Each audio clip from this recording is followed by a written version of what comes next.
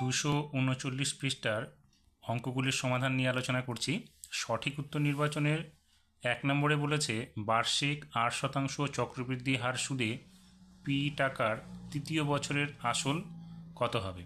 তাহলে এখানে যেহেতু চক্রবৃদ্ধি হিসেবে বলেছে, তাহলে আমরা প্রথম বছরের শেষে সমূল চক্রবৃদ্ধি কত হচ্ছে সেটা যদি বের করি, তাহলে পি ইন্টু 1+r/100 টাকা হবে। এবার এই টাকাটা কী হবে, দ্বিতীয় বছরের শুরুতে হবে, সেটা আসল। তাহলে দ্বিতীয় বছরের শেষে সমূল চক্রবৃদ্ধি কত হবে, তাহলে আসলটা আমরা লিখব, তার সঙ্গে ইন্টু দিয়ে 1+r/100, এটা হবে দ্বিতীয় বছরের শেষে সমূল চক্রবৃদ্ধি। তাহলে এই দ্বিতীয় বছরের শেষে সমূল চক্রবৃদ্ধি যেটা, সেটাই তৃতীয় বছরের শুরুতে হবে। তাহলে তৃতীয় বছরের শুরুতে আসলটা কী হবে, আমরা এটাকে যদি গুণ করে দিই, তাহলে দেখো এখানে কী হবে, পি ইন্টু 1+r/100, এবং এই পিটা যদি এখানে নিয়ে এসে আমরা গুণ করে দিই, তাহলে কী হবে, PR/100। এটা এই অপশানটা আমাদের হয়ে যাচ্ছে কোথায়, বি নাম্বার অপশানটা। এটার সঙ্গে এই পুরোটার সঙ্গে যদি আমরা এটাকে গুণ করি, তাহলে এটা হবে একবার, এবং পি দিয়ে এটাকে গুণ করলে এটা হবে। তাহলে আমরা লিখব P into 1+r/100 plus PR/100, option হয়ে যাবে বি নাম্বার। 2 নম্বরে একটি একচল বিশিষ্ট দ্বিঘাত সমীকরণের যে পদটিতে চলের ঘাত শূন্য সেই পদটি যদি অনুপস্থিত থাকে, তবে সেই দ্বিঘাত সমীকরণের একটি বীজ সর্বদা কী হবে। দেখো যেহেতু বলছে সি শূন্য পদটি থাকবে না আমাদের, তাহলে তৃতীয় পদটি যদি না থাকে আমরা কী পাবো, এখানে x² - x = 0 পাবো। তাহলে এখান থেকে যদি আমরা এক্সটাকে কমন নিই, তাহলে x × x - 1, যেখানে আমরা কী করবো, x = 0 পাবো এবং x - 1 = 0 পাবো। তাহলে x এর মান হবে একটা 1, কিন্তু আমরা এখানে অপশানটা দেবো x এর মান সর্বদা একটা শূন্য হবেই, সেক্ষেত্রে আমরা অপশানটা দেবো ডি নাম্বার। 3 নম্বরে বলেছে বৃত্তের উপর অবস্থিত কোনো বিন্দুতে অঙ্কিত স্পর্শকের সংখ্যা। দেখো বৃত্তের মধ্যে যদি একটা বিন্দুতে যদি আমরা একটা স্পর্শক, একটা মাত্র শুধু স্পর্শক অঙ্কন করতে পারবো, এর বেশি আমরা করতে পারবো না, তাহলে অপশানটা হবে আমাদের এ নাম্বার। 4 নম্বরে বলেছে একটি ঘনকের কর্ণের দৈর্ঘ্য ঘনকটির একটি তলের কর্ণের দৈর্ঘ্যের কত গুণ হবে। আমরা সাধারণত ঘনকের কর্ণের দৈর্ঘ্য কী জানি, বাহু √3। তাহলে বাহুটা যদি এখানে আমরা এ ধরি, তাহলে a √3 হবে। এবার একটা তলের কর্ণের দৈর্ঘ্য কী হবে, বাহু √2, সেক্ষেত্রে a √2 হবে। এবার আমরা কত গুণ সেটা যদি বের করতে যাই, তাহলে a √3/a √2 হবে, এ কেটে যাবে, অর্থাৎ √3/√2 হবে। এবার আমরা যদি এটাকে উত্তরের সঙ্গে মেলাতে যাই, তাহলে দেখো নিচের √2 সঙ্গে √2 উপরে এবং নিচে গুণ করতে হবে। তাহলে উপরে হবে √6, আর নিচে হবে √2 গুণ করলে হবে শুধু 2, তাহলে এটা হবে √6/2 গুণ। 5 নম্বরে বলেছে 0 ডিগ্রি থেকে 90 ডিগ্রি পর্যন্ত ত্রিকোণমিতিক অনুপাতগুলি নিম্নলিখিত কোনটি হতে পারে না। এটা লিখবো আমরা ঋণাত্মক হতে পারে না, অপশান সি নাম্বারটা। 6 নম্বরে মোট ছাত্রছাত্রীর সংখ্যা 84 জন এবং ছাত্রছাত্রীদের প্রাপ্ত নম্বরের বিভাজন তালিকা এখানে দেওয়া আছে, সেখান থেকে আমাদের কী করতে হবে, মধ্যমা শ্রেণীর দৈর্ঘ্যটা বের করতে হবে। তাহলে এখানে যদি মোট ছাত্রছাত্রীর সংখ্যা 84 হয়, সেটাকে আমরা n ধরে নিচ্ছি, তাহলে n/2 = কী হবে, 42 হবে। এই 42টা কোন শ্রেণীতে আছে, দেখো 30 থেকে 60 শ্রেণীর মধ্যে আছে, তার জন্য আমাদের মধ্যমা শ্রেণীর দৈর্ঘ্য হবে 30 থেকে 60।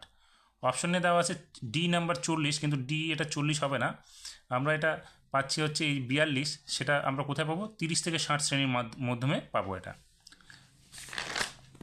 শূন্যস্থান পূরণের প্রথম প্রশ্নটাতে বলেছে অংশীদারি কারবারে অংশীদারিগণের নিজ মূলধন যদি সমান সময় ধরে ব্যবসায় নিয়োজিত থাকে, তবে তাকে ড্যাশ অংশীদারি কারবার বলা হয়। দেখো এখানে যেহেতু সমান সময় বলেছে, সেই জন্য এটা হবে সরল অংশীদারি কারবার। আর যদি এটা সময়টা আলাদা হতো, তাহলে এখানে মিশ্র অংশীদারি হতো। 2 নম্বরে বলেছে এ বি ও সি ক্রমিক সমানুপাতি এবং এ ও সি ঋণাত্মক চিহ্নযুক্ত হলে বি ড্যাশ চিহ্নযুক্ত হবে। দেখো এখানে আমরা যেহেতু ক্রমিক সমানুপাতি লিখেছে, তাহলে আমরা লিখতে পারি a/b = b/c, এবং যেখানে এ এবং সিকে ঋণাত্মক দেখানো হয়েছে, তাহলে এখানে কী হচ্ছে, দেখো b² = ac হবে, যেখানে মাইনাসে মাইনাসে গুণ করে প্লাস হয়ে যাবে। এবার যদি আমরা বিটাকে তো এ আর সি তো একই চিহ্ন থাকবে, মাইনাস মাইনাস থাকবে, যদি আমরা বিটাকে এখানে প্লাস ধরেছি, পরের বার যদি আমরা মাইনাস ধরি, তাহলেও দেখো মাইনাসে মাইনাসে প্লাস হবে, প্লাস b² = কী হবে, এসি হবে। সেই জন্য আমরা মাইনাসও ধরতে পারি বিটাকে, আবার প্লাসও ধরতে পারি, সেই জন্য এখানে হবে উভয় চিহ্নযুক্ত, অর্থাৎ ধনাত্মক হতে পারে আবার ঋণাত্মকও হতে পারে। 3 নম্বরটা বলেছে একটি বৃত্তস্থ চতুর্ভুজের কোনো একটি বাহুকে বর্ধিত করলে যে বহিস্থ কোণটি উৎপন্ন হয় তার ড্যাশ কোণের সমান। দেখো এখানে একটা বৃত্তস্থ চতুর্ভুজ, তার একটা বাহুকে যদি আমরা বর্ধিত করি, তাহলে এখানে একটা কোণ তৈরি হচ্ছে, বহিস্থ কোণ। তাহলে এটা কি হবে, যে কোণটা উৎপন্ন হবে সেটা হবে এই যে অন্তস্থ কোণটা হলো বহিস্থ কোণের অন্তস্থ, তার বিপরীত কোণটার সমান হবে। তাহলে এখানে আমরা লিখব অন্তস্থ বিপরীত কোণের সমান। কারণটা হচ্ছে এটা একটা লম্ব, এটা একটা সরলরেখা হয়ে গেল, অর্থাৎ এই সরলরেখার এই কোণটা কি 90 ডিগ্রি, 180 ডিগ্রি সরল কোণ হয়ে গেল। তাহলে আমরা কি জানি বৃত্তস্থ চতুর্ভুজের বিপরীত কোণ দুটির সমষ্টি হচ্ছে 180 ডিগ্রি। সেক্ষেত্রে এটা যদি সরল কোণ হয়, এখানে কি হলো, এটার বিপরীত এটা, তাহলে এইটা কোণের সঙ্গে এই কোণটা যোগ করলে 180 ডিগ্রি হবে। এবার এটার সঙ্গে আমরা এটাকে যদি যোগ করি তাহলে 180 ডিগ্রি হবে, অর্থাৎ এটা কি হবে, বহিস্থ কোণটা অন্তঃস্থর বিপরীত কোণের সমষ্টি সমান। 4 নম্বরটা বলেছে লম্ব বৃত্তাকার চোঙের পার্শ্বতলের ক্ষেত্রফল সমান চিহ্ন চোঙের বৃত্তাকার তলের পরিধি ইন্টু ড্যাশ। দেখো আমরা কি জানি পার্শ্বতলের ক্ষেত্রফলের সূত্রটা কি জানি 2πr/h। এই 2πr/hটা কি পরিধি, তার সঙ্গে আমরা গুণ চিহ্ন দিয়ে কি আছে h, তাহলে এখানে লিখব চোঙের উচ্চতা। 5 নম্বরে একটি বৃত্তের ব্যাসার্ধের দৈর্ঘ্য সমান দৈর্ঘ্যের বৃত্তচাপ ওই বৃত্তের কেন্দ্রে যে সূক্ষ্ম কোণ উৎপন্ন করে তার পরিমাণ কত হবে। তার পরিমাণটা কী হবে, এখানে ড্যাশ আছে। দেখো আমরা কি জানি একটা বৃত্তাকার ক্ষেত্রে কি এটা পুরোটা হচ্ছে 360 ডিগ্রি, আর তার পরিধি কত 2πr। তাহলে 2πr ইকুয়ালস টু যদি 360 ডিগ্রি হয় তাহলে এক কত হবে, এক হলে 360/2πr হয়ে যাবে। এবার আমাদের কী বলছে ব্যাসার্ধের দৈর্ঘ্য, ব্যাসার্ধের দৈর্ঘ্য যদি আমরা 8 ধরি তাহলে 8টা কত হবে, 8 ডিগ্রি হলে 8টা উপরে এসে গুণ হয়ে যাবে, অর্থাৎ 360 গুণ r, নিচে হবে 2πr, আর কেটে যাবে, 2 দিয়ে 360কে কাটলে 180 হবে, অর্থাৎ 180/π হয়ে যাবে। 180-র মান কি পাই, সেই জন্য π/π কাটলে কত হবে 1, তাহলে 1 রেডিয়ান। আমরা এখানে লিখব 1 রেডিয়ান। 6 নম্বরে বলেছে পরিসংখ্যা বিভাজন তালিকায় প্রতিটি শ্রেণীর ক্ষেত্রে নিম্ন শ্রেণীসীমানা যোগ উচ্চ শ্রেণীসীমানা ইকুয়াস টু কী হবে, সমান চিহ্ন দিয়ে লিখবো 2 গুণ শ্রেণী মধ্যমা লিখবো শূন্যস্থানে আমরা। এটা তোমরা বইয়ের মধ্যে পেয়ে যাবে। 3 নম্বরে যে সত্য মিথ্যা প্রশ্নগুলো আছে তার প্রথম প্রশ্ন বলেছে বার্ষিক 8% সরল সুদের হারে 100 টাকার 1 বছরের সুদ আসলের r/100 অংশ। তাহলে আমরা দেখি আগে 100 টাকার 8% হিসাবে 1 বছরের সুদটা কত হচ্ছে। তাহলে 100 ইন্টু 1 ইন্টু r/100 হবে, যেখানে 100 কেটে গেলে আর হবে সুদটা। তাহলে আরটা কত হচ্ছে, আসলের কত হচ্ছে, দেখো সুদ হচ্ছে r/100। তাহলে এটা আমাদের কি বিবৃতিটির সঙ্গে মিলে যাচ্ছে, তাহলে এটা আমরা লিখব বিবৃতিটি সত্য। 2 নম্বরে বলেছে কোনো মিশ্র দ্বিঘাত করণীর ক্ষেত্রে সকল করণী নিরসক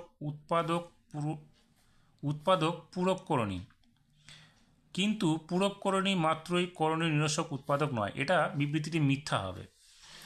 3 নম্বরে কোনো বৃত্তের একাধিক জ্যা কেন্দ্রের সমান সমান কোণ উৎপন্ন করলে জ্যাগুলি সর্বদা পরস্পর সমান্তরাল। দেখো এইটার ক্ষেত্রে আমরা এখানে একটা দুটো ছবি এঁকেছি, এখানে একটা জ্যা এখানে একটা জ্যা, দুটোই আমাদের কেন্দ্রের সঙ্গে যদি সমান উৎপন্ন করে তাহলে এই দুটো সমান্তরাল হবে।